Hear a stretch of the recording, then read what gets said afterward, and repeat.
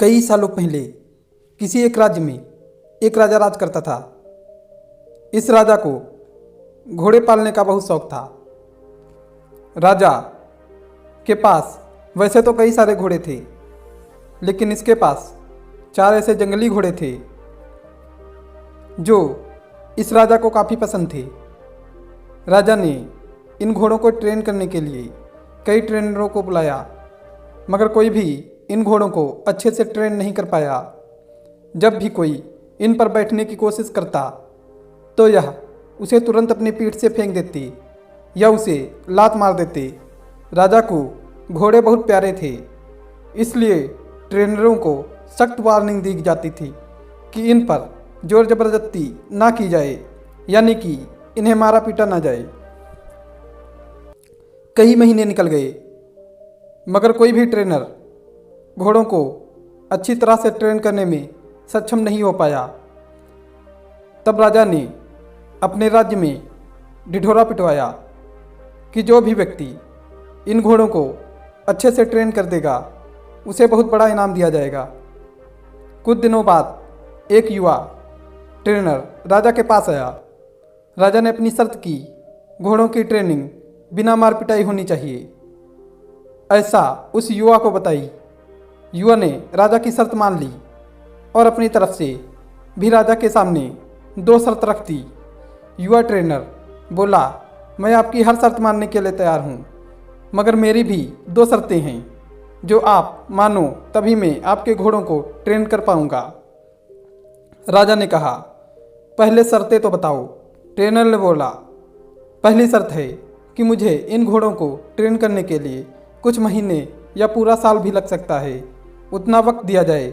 और दूसरी शर्त यह है कि इन घोड़ों के खाने पीने रहने का बंदोबस्त पूरा मुझ पर छोड़ दिया जाए। राजा के पास कोई और विकल्प ना था।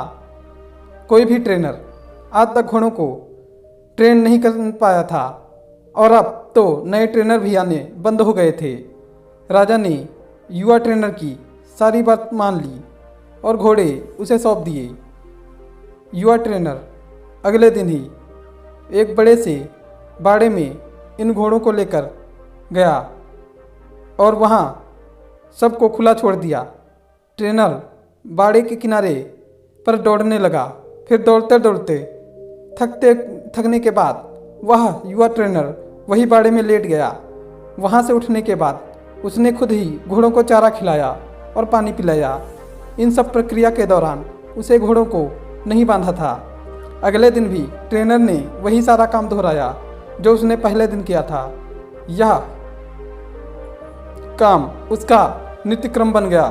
वह घोड़ों को बाड़े में खुला छोड़ देता था, उन्हें घास खिलाता था और बाड़े के किनारे दौड़ता रहता था। धीरे धीरे चारों घोड़े भी उस ट्रेनर के पीछे पीछे दौड़ना शुरू कर दिए। घोड़ों को लगने लगा कि ट्रेनर उनका दोस्त है और उनसे प्यार करता है। सारे घोड़े ट्रेनर के साथ बहुत ही सहज महसूस करने लगे। कुछ महीने बीतने के बाद एक दिन राजा अपने घोड़ों की खबर लेने के लिए गए और यह देखने के लिए कि ट्रेनिंग कैसे चल रही है बाड़े में आए। राजा ये देखकर खुश हो गए कि सारे घोड़े ट्रेनर के पीछे पीछे दौड़ रहे थे। राजा को अब यकीन हो गया कि यह ट्रेनर ही उन घोड़ों को ट्रेन कर सकता है। राजा खुशी खुशी वहाँ से चले गए। देखते ही देखते 1 साल बीत गया। तब जाकर युवा ट्रेनर ने राजा को संदेशा भिजवाया कि घोड़े पूरी तरह ट्रेंड हो चुके हैं, सो राजा एक बार आकर देख लें। राजा की हाजिरी में युवा ट्रेनर ने एक के बाद एक सभी घोड़ों की सवारी की और उन्हें मनचाही जगह पर ले जाकर दिखाया। राजा यह देखकर बहुत खुश हो गया। राजा ने युवा ट्रेनर से पूछा कि मुझे तुम बताओ कि तुमने यह सब किया कैसे। युवा ट्रेनर ने राजा को सारी बात समझाते हुए कहा, मैंने सबसे पहले इन घोड़ों को अपनापन महसूस कराया। इनके साथ रहकर मैंने इनको आज़ाद करके यह जताया कि मैं इनका दोस्त हूँ और इनसे प्यार करता हूँ। फिर मैंने इनको खाना पीना देकर उनके करीब जाने की कोशिश की और इनके साथ खेलकर इन्हें सिखाने की कोशिश की। इस तरह धीरे धीरे यह मुझे अपने करीब आने देने लगे, अपनी पीठ पर बैठने देते। और फिर एक दिन ऐसा भी आया जब मुझे यह पीठ पर बैठाकर दौड़ने लगे। राजा ने युवा ट्रेनर की समझदारी की प्रशंसा की। उसे वादे के अनुसार लाखों सोना मुहावरे दी और साथ में हमेशा के लिए इन 4 घोड़ों की देखभाल करने की नौकरी भी दी। दोस्तों, कहानी तो बहुत ही मज़ेदार और रोचक ही है, मगर इसका जो सारांश बहुत ही गहरा है। अगर मनुष्य के जीवन के साथ इन 4 घोड़ों की तुलना की जाए तो यह 4 घोड़े होंगे चिंता, गुस्सा, घमंड और लालच। मनुष्य की बुद्धि को हम युवा ट्रेनर की तरह देख सकते हैं। जिस तरह से युवा ट्रेन में समय लेकर और समझदारी धीरे धीरे चारों बदमाश घोड़ों पर काबू पाया, उसी तरह कोई भी मनुष्य अपने जीवन के सबसे बदमाश घोड़े यानी कि चिंता, क्रोध, घमंड और लालच पर काबू पा सकता है। पहला अप्रसिद्ध घोड़ा जो कि चिंता है, हमारी बुद्धि को यह समझना होगा कि चिंता बुरी होती है और चिंतन फायदेमंद होता है।